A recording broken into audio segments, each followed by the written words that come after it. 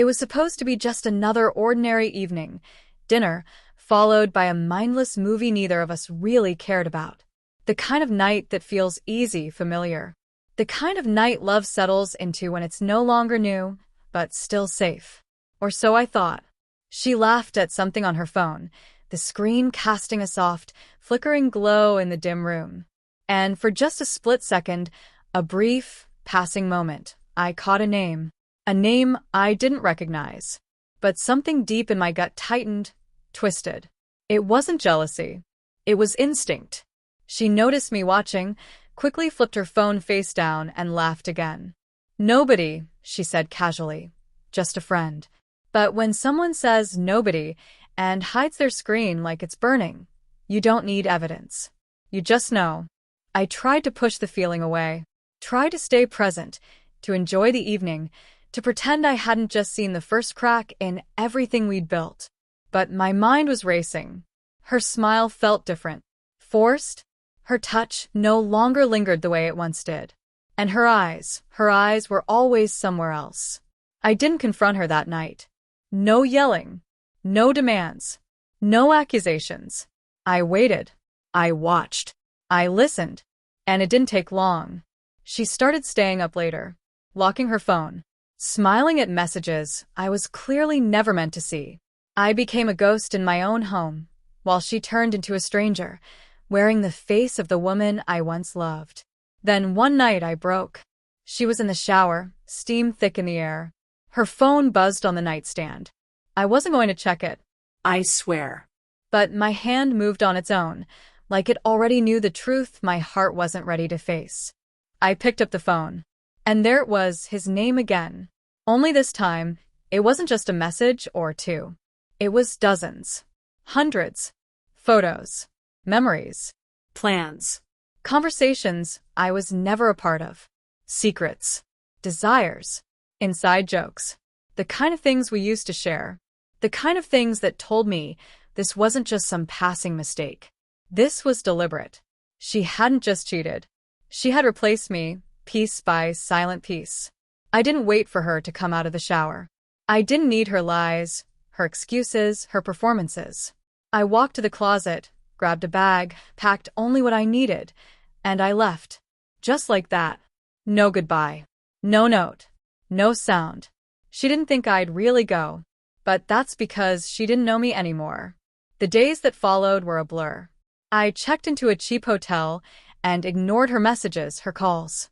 At first, she blew up my phone. "Where are you? Please talk to me."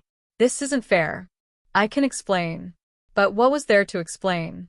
She made her choice. And I made mine. I blocked her number. Deleted our photos. Unfollowed everything. Tried to erase her from my life. But you never really erase someone you loved. You just turn down the volume on their memory. 2 weeks later, I moved into a small apartment. Started over. Started breathing again.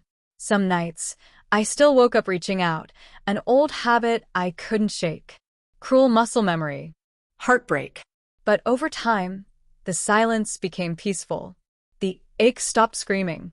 6 months passed. Then she found me. I was walking home from work, groceries in one hand, headphones in the other, when I turned the corner. And there she was, standing outside my building. She looked smaller. Not physically, but emotionally, like guilt had crushed her from the inside out. "Hey," she said softly, like nothing had ever happened. I didn't answer. Just stared. "Can we talk?" she asked. I should have walked past her. Kept going. But I didn't. Maybe a part of me still wanted answers. Maybe I hoped to hear her finally admit it. We sat at a tiny cafe just down the block. One I never took her to, my new sanctuary. She stirred her coffee but never drank it. Her hands trembled. Her voice barely a whisper. "I never thought you'd really leave," she said. That was her first mistake. She thought love made me weak. It didn't. It made me strong enough to walk away. She said it wasn't serious. That she was lost. That it was a mistake. But mistakes don't last for months. Mistakes don't wake you up with good morning texts. Mistakes don't replace the person you share your bed with. She cried. Said she missed me. Said her life hadn't been the same. And I believed her. But it didn't matter. Because regret doesn't undo betrayal. And guilt isn't love. I don't need you to forgive me, she whispered. I just needed you to know I still think about us. I nodded. For the first time in a long time, I felt nothing. No pain. No rage. No longing. Just clarity. You think about us, I said quietly. But you didn't fight for us when it mattered. She didn't argue. She couldn't. She stood. Waited for me to say something, anything. But I'd already said what mattered. I left her there at the table and walked back into my life. A life that no longer had room for someone who once believed I'd stay, no matter what. If someone shows you what you mean to them, believe them. Don't wait for closure. Don't wait for apologies that come too late. Sometimes the strongest thing you can do is leave. Exactly when they least expect it. And never look back.